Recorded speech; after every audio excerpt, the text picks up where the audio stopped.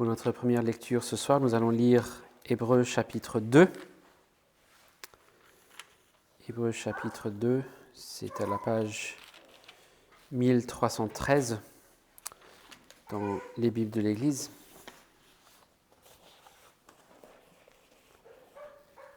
Hébreux 2. C'est pourquoi nous devons prêter une plus vive attention à ce que nous avons entendu, de peur d'aller à la dérive. Car si la parole prononcée par des anges a eu son effet, et si toute transgression et toute désobéissance ont reçu une juste rétribution, comment échapperons-nous si nous négligeons un si grand salut ? Ce salut annoncé à l'origine par le Seigneur nous a été confirmé par ceux qui l'ont entendu. Dieu appuyant leur témoignage par des signes, des prodiges, des miracles variés et par des communications du Saint-Esprit selon sa volonté. En effet, ce n'est pas à des anges que Dieu a soumis le monde à venir dont nous parlons, mais quelqu'un a rendu quelque part ce témoignage. Qu'est-ce que l'homme pour que tu te souviennes de lui? Le Fils de l'homme pour que tu prennes soin de lui. Tu l'as fait pour un peu de temps inférieur aux anges. Tu l'as couronné de gloire et d'honneur. Tu l'as établi sur les œuvres de tes mains. Tu as mis toutes choses sous ses pieds. En lui soumettant ainsi toutes choses, Dieu n'a rien laissé qui reste insoumis. Cependant, nous ne voyons pas encore maintenant que toutes choses lui soient soumises. Mais celui qui a été fait pour un peu de temps inférieur aux anges, Jésus, nous le contemplons, couronné de gloire et d'honneur, à cause de la mort qu'il a soufferte. Ainsi, par la grâce de Dieu, il a goûté la mort pour tous. Il convenait en effet à celui par qui et pour qui tout existe, et qui a conduit beaucoup de fils à la gloire, d'élever à la perfection par la souffrance l'auteur de leur salut. Car celui qui sanctifie et ceux qui sont sanctifiés sont tous issus d'un seul. C'est la raison pour laquelle il n'a pas honte de les appeler frères. Lorsqu'il dit « J'annoncerai ton nom à mes frères, je te louerai au milieu de l'assemblée. » Et encore, je placerai ma confiance en lui. Et encore, me voici, moi et les enfants que Dieu m'a donnés. Ainsi donc, puisque les enfants participent au sang et à la chair, lui aussi, d'une manière semblable, y a participé afin d'écraser par sa mort celui qui détenait le pouvoir de la mort, c'est-à-dire le diable, et de délivrer tous ceux qui, par crainte de la mort, étaient toute leur vie retenus dans l'esclavage. Car ce n'est pas à des anges, assurément, qui vient en aide, mais c'est à la descendance d'Abraham qui vient en aide. Aussi devait-il devenir en tout semblable à ses frères, afin d'être un souverain sacrificateur miséricordieux et fidèle dans le service de Dieu, pour faire l'expiation des péchés du peuple.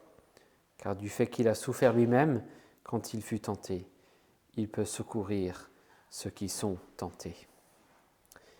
Amen. Jusqu'ici, la lecture de la parole de Dieu. Avant de lire le texte que nous allons regarder ce soir, nous voulons prier pour demander l'aide de Dieu. Donc prions. Merci notre Père pour cette parole. Ce n'est pas juste quelques informations que tu as voulu nous partager, mais c'est ici ta voix. Ici tu veux nous parler. Ici tu veux t'adresser à nous, communier avec nous en nous parlant ainsi. Nous prions Seigneur que tu nous donnes de recevoir cette parole ainsi, d'entendre ici ta parole. Et donc donne-nous de l'écouter assidûment. Donne-nous de croire ce que tu dis et de saisir le Christ que tu nous proposes dans cette parole pour que nous puissions te glorifier en toutes choses. Au nom de Jésus-Christ. Amen. Nous allons lire donc juste le verset 30 et 31 dans 1 Corinthiens, le premier chapitre, sur la page 1254.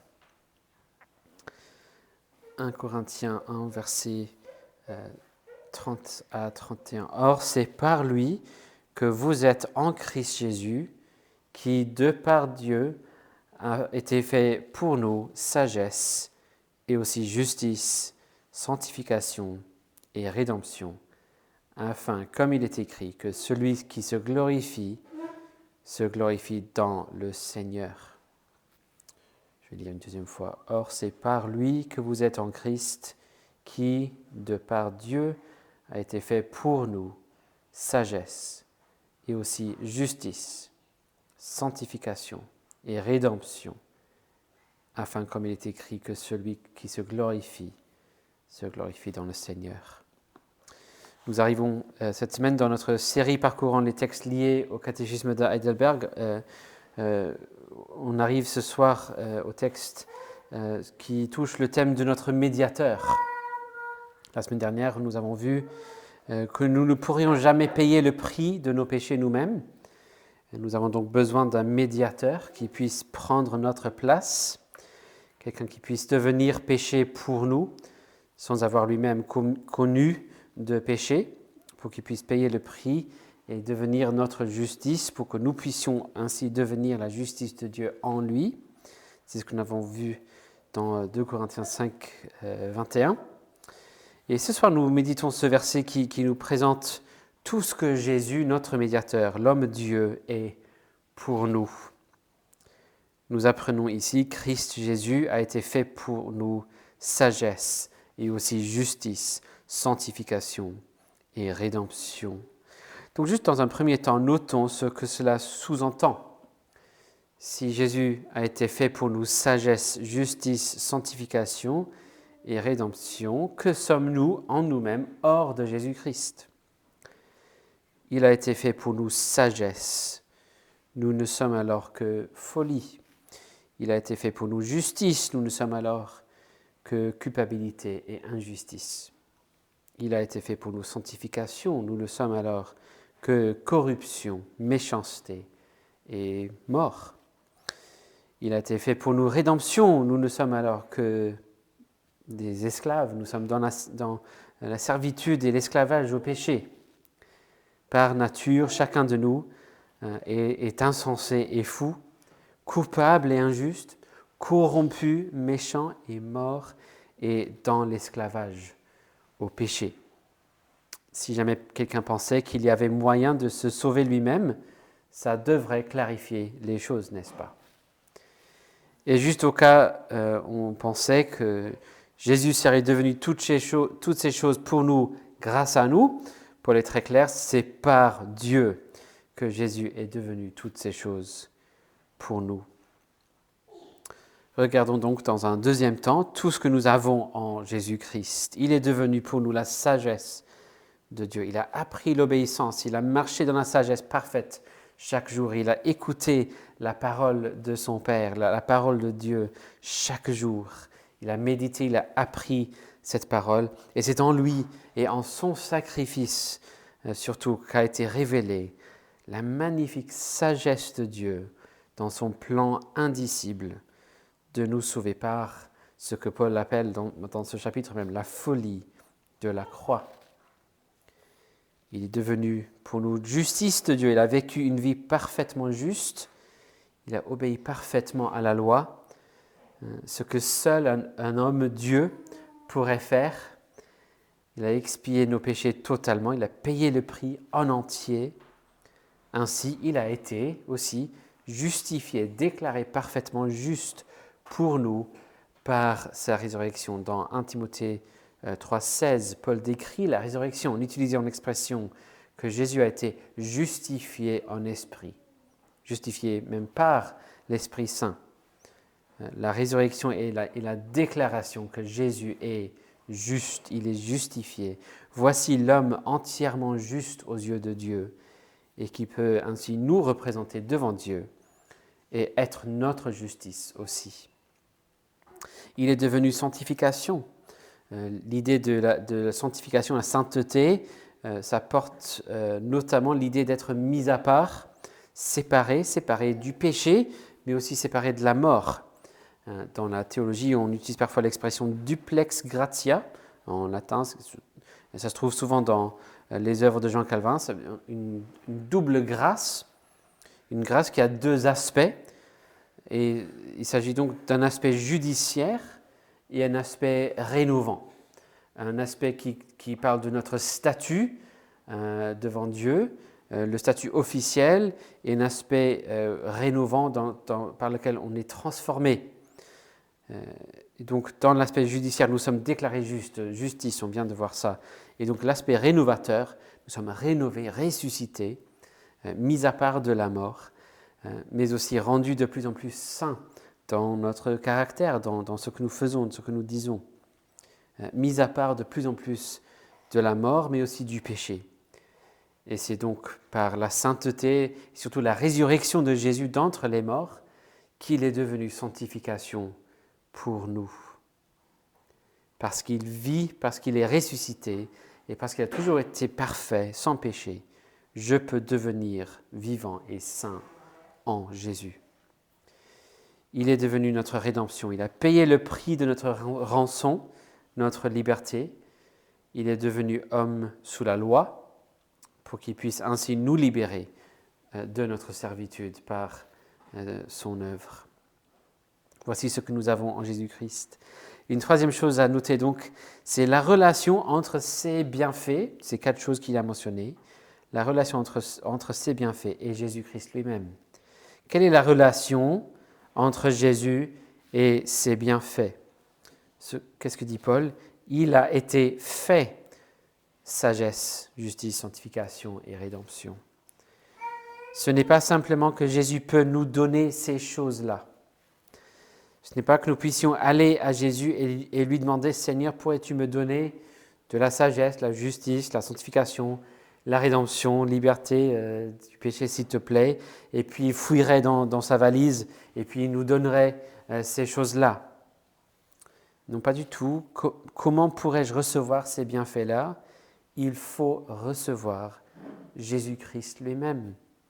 Il est toutes ces choses pour nous. Voulez-vous la sagesse? Venez recevoir Jésus. Voulez-vous la justice, sanctification, rédemption? Venez prendre Jésus. Comme le dit Jean Calvin en commentant sur ce verset, car ces grâces sont attachées l'une à l'autre comme par un lien inséparable, tellement que celui qui s'efforce de les séparer démembre, par manière de dire, Jésus-Christ. Si vous voulez séparer la justice et la sanctification, il faudrait diviser, démembrer Jésus-Christ lui-même. Et si vous voulez ces bienfaits à part Jésus, sans Jésus, ce n'est pas possible. C'est lui qui a été fait ces choses pour nous. Et donc si vous vouliez chercher à apporter un peu de la justice vous-même, et puis demander à Jésus d'ajouter simplement ce qui manque, ça ne pourrait pas marcher. Il faut que Jésus soit tout cela pour nous. Pour citer Jean Calvin encore, de tous les biens qui sont ici nombrés, cherchons-en non point la moitié ou quelques portions, mais l'accomplissement, la plénitude en Christ. Car saint Paul ne dit point qu'il nous soit donné en supplément ou en support de justice, sainteté, sagesse, rédemption, mais il lui assigne à lui seul, pour le tout, l'effet de toutes ces choses. Fin de citation. Parfois, on entend les gens décrire le salut comme s'il y a différentes étapes, différentes parties qu'on peut recevoir séparément. Parfois, en se basant sur la série de choses qu'on voit que Paul liste dans Romains 8, comme si c'est une chaîne, il faut aller d'une étape vers l'autre. Et donc, si on est d'abord justifié, puis sanctifié, etc., comme si le Seigneur nous donnait simplement un cocktail de bienfaits, et parfois il donne un élément de plus pour ajouter à tout ça. Mais ce n'est pas du tout la vision de la Bible. Il ne nous donne pas des bienfaits, il nous donne Jésus-Christ. Je pense que c'est Augustin qui... Nous recevons Jésus-Christ habillé de l'Évangile. Le père d'Église Chrysostome a dit ceci, « Dieu ne nous a pas simplement fait sages, justes et saints en Christ. Il nous a donné Christ pour que nous n'ayons plus besoin d'autre chose pour notre salut. En Jésus-Christ, nous avons le médiateur complet, parfait, Jésus-Christ n'est pas simplement notre sauveur, celui qui nous sauve, il est lui-même notre salut. Il est le salut même. Comment être sauvé donc? On le voit au début du verset, c'est par le fait d'être en Christ. Et c'est par Dieu ou grâce à Dieu que cela se produit. D'où vient le fait que je suis uni à Christ, que je suis en Christ? De Dieu. C'est lui qui produit en moi, par son Esprit Saint, la foi qui va m'unir à Jésus-Christ. Tout est grâce à Dieu. C'est pourquoi Paul dit, et doit conclure au verset 31, afin, comme il est écrit, et puis il cite le prophète Jérémie, que celui qui se glorifie dans le Seigneur. Je n'ai aucune base pour me vanter, je peux simplement me glorifier dans le Seigneur. C'est le Seigneur, le Fils, qui est mon salut. C'est le Seigneur, le Père, par l'Esprit, qui m'unit à lui et qui fait ainsi que je puisse être sage, juste, saint et libre, racheté devant lui. Comment ne pas se glorifier en lui donc? Et comment pourrais-je imaginer l'idée de me glorifier en moi-même? Voyez-vous donc la gloire de cette bonne nouvelle? La croyez-vous surtout? Et plus que ça, non seulement dois-je vous demander, croyez-vous que Jésus est le salut? On n'est pas sauvé par le fait de croire que Jésus est le salut. On est sauvé par Jésus. On est sauvé par le fait de nous confier à lui, de mettre toute notre foi en lui, de tout miser sur lui. Donc vous êtes-vous confiés à Jésus pour ce salut? Ce n'est pas juste le Sauveur, il est lui-même le salut, notre médiateur, l'homme-dieu parfait, qui est devenu pour nous le salut dont on a vraiment besoin. Amen, prions. Merci Seigneur pour ce salut que nous avons en Jésus-Christ. Merci pour ce Sauveur parfait.